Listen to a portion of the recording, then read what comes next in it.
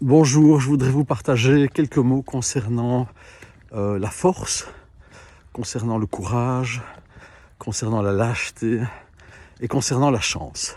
J'ai usé longtemps, beaucoup trop longtemps, certainement pendant une dizaine d'années ou une quinzaine d'années, de ce mot courage, et je me suis toujours dit, j'ai toujours dit à mes élèves ou à ceux qui participent aux formations et aux week-ends que je donne, que si je devais faire un seul tatouage sur mon bras, ce serait courage. Je me suis fait faire d'ailleurs un faux tatouage sur lequel il est marqué courage.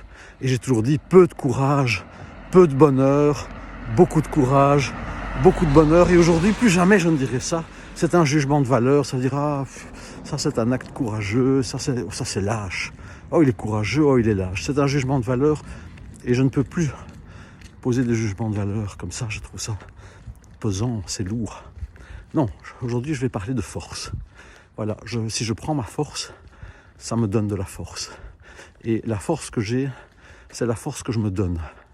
C'est vrai.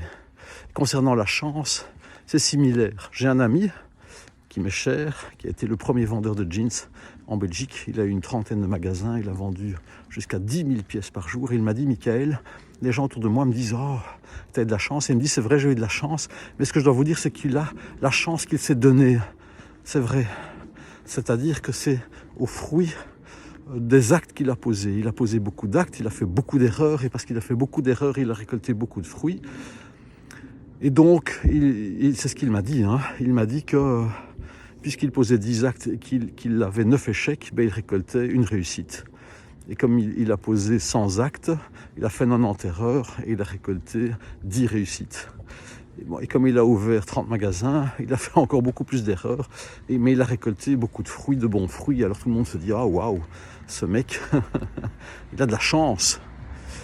Oui, c'est vrai, il a beaucoup de chance. Beaucoup de chance, il a établi une fortune formidable.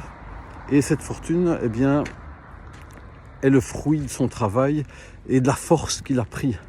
C'est vrai. Et la force qu'il a pris, c'est la force qu'il a donnée. C'est-à-dire qu'il a fait usage de sa force et il en a récolté les fruits, c'est-à-dire beaucoup de force. Une force tranquille, une sagesse profonde. Et la sagesse, qu'est-ce que c'est si ce n'est le fruit des actes qu'on pose ? La sagesse est personnelle, ou alors c'est une sagesse empruntée que l'on lit et que l'on entend. La sagesse, c'est le fruit des expériences personnelles. Et alors on en tire une sagesse, une connaissance personnelle. Et toute connaissance est personnelle. Le reste est un savoir ou une sagesse empruntée n'est pas de moindre importance, mais c'est autre chose. Donc la force, c'est quelque chose que l'on se donne, que l'on prend. Ça demande de la force, d'avoir de la force. Et la force est le fruit de la force. C'est vrai. Voilà. Donc la chance, c'est quelque chose que l'on a. Tous, nous avons beaucoup de chance.